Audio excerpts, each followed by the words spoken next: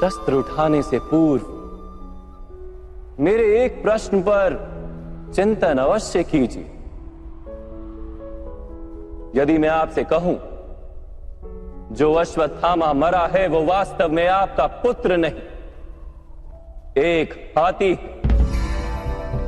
तो क्या आपका जीवन आपको पुनः मधुर प्रतीत होने लगेगा? क्या आपका हृदय फिर से करुणा से भर जाएगा? यथार्थ कह रहे वासुदेव, वास्तव में मेरे पुत्र की मृत्यु नहीं हुई।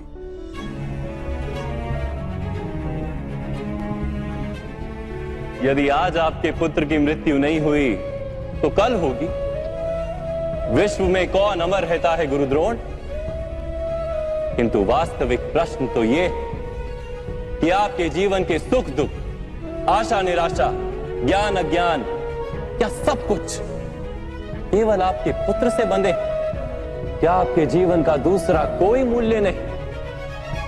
क्या आपकी सारी शक्ति, सारा ज्ञान केवल आपके पुत्र के लिए? खुश, मेरे कारण वो संसार में आया। उसने मुझे सुख, सम्मान और स्नेह दिया। मेरे लिए जीवन में उससे अधिक महत्व का कोई नहीं। क्या प्रत्येक पिता अपने पुत्र से अधिक प्रेम नहीं करता? तो विचार कीजिए गुरुद्रोण, जिस पुत्र के प्रति आपको इतना अधिक प्रेम है, उसे वास्तव में आपने क्या दिया? संपत्ति दी, सुख दिए, राज्य दिया, संस्कार दिए, विद्या दी, धर्म का ज्ञान दिया गुरुदेव। क्या आप उसे कुछ भी ऐसा दे पाए जिससे उसे आपके रक्षा की आवश्यकता ही ना?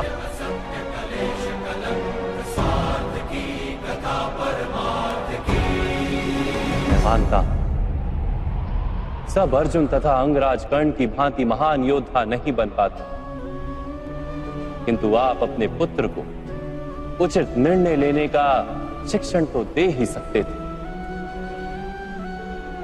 यदि आपने ऐसा किया होता तो आज आपका पुत्र धर्म का शत्रु नहीं होता और आपको भी अधर्म के पक्ष में रहकर युद्ध नहीं करना पड़ता।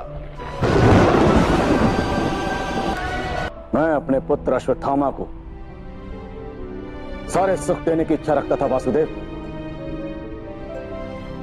मेरे पुत्र अश्वत्थामा के प्रति मेरे मन में प्रेम के कारण। प्रेम तो उन्नति देता है, उचित अनुचित का ज्ञान देता है गुरुदेव। प्रेम होता तो आप भी अधर्म से नहीं बंधते और आपका पुत्र भी अधर्म से छूट जाता। वास्तव में ये प्रेम नहीं, आपके मन का मोह है। प्रेम और मोह के बीच क्या भेद होता है, क्या आपने कभी विचार किया? प्रेम से ही तो मोह का जन्म होता है वासुदेव।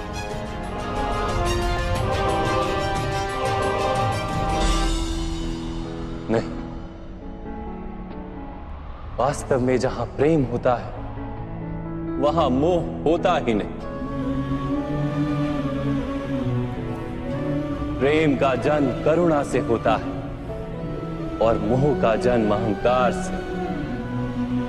प्रेम कहता है कि मेरे पुत्र को ईश्वर संसार के सभी सुख देंगे और मोह कहता है कि मैं अपने पुत्र को संसार के सारे सुख दूंगा। प्रेम कहता है कि मुझे अपने पुत्र पर गर्व हो और मोह कहता है कि मेरे पुत्र को मुझ पर गर्व हो। प्रेम मुक्ति देता है गुरुदेव, मोह बांधता है। प्रेम धर्म है गुरुदेव और मोह अधर्म।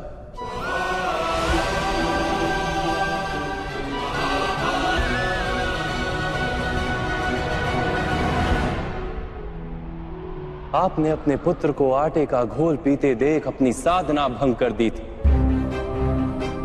उसके स्थान पर अपने पुत्र को आटे के घोल से संतोष मानने की शिक्षा दी होती, अपनी साधना भंग करने के स्थान पर उसे संघर्ष करके कुछ प्राप्त करने का शिक्षण दिया होता, तो क्या आज आपकी स्थिति कुछ भिन्न नहीं होती? अपने पुत्र का भविष्य उज्जवल बनाने के प्रयासों में आप उसके चरित्र को उज्जवल बनाना भूल ही गए। आपके मोह के कारण उसके जीवन से धर्म नष्ट हो गया। लोभ, भय और लालसा का शिक्षण दिया आपने उसे, और स्वयं भी उसी मोह के कारण वास्तव में आप गुरु तो कभी बन ही नहीं पाए, केवल शिक्षक बनकर रह गए आप।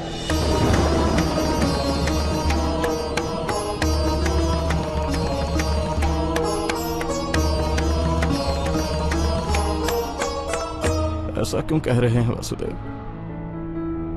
मैंने तो अपने संपूर्ण जीवन में अपने सारे शिष्यों को संपूर्ण निष्ठा से उत्तम बनाने का प्रयास किया है। गुरु वो होता है जो विद्या का दान देता है, विद्या का व्यापार नहीं करता।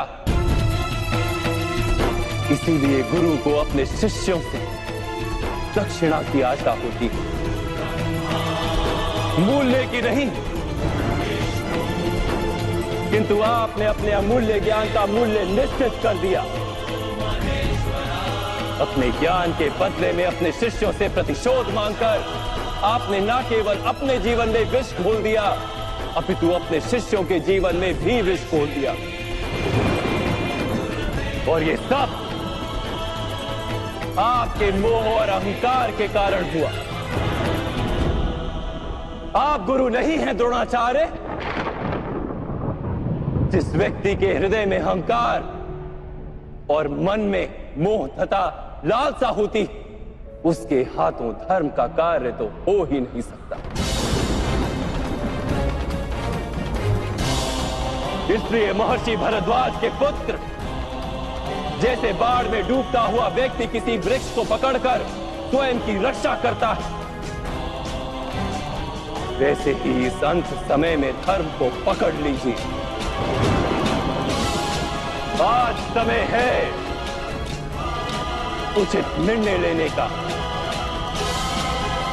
मोह का त्याग कीजिए। मैं इसी क्षण आपके प्राण ले सकता हूं, किंतु मेरी इच्छा है कि आप जीवन में एक उचित निर्णय स्वयं लें। बात कह रहे हैं आप? मेरा ही दोष था कि मेरे पुत्र अश्वत्थामा को दंड प्राप्त हुआ।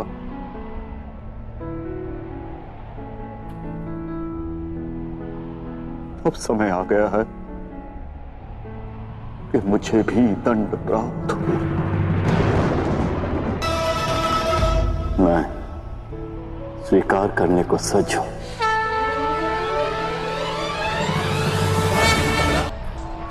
मेरा अंत समय आ गया है वासुदेव।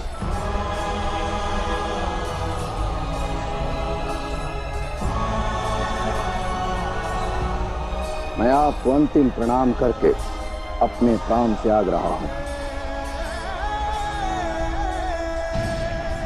मेरी पुत्री समान द्रौपदी से कहना, महर्षि भरद्वाज के पुत्र द्रोण ने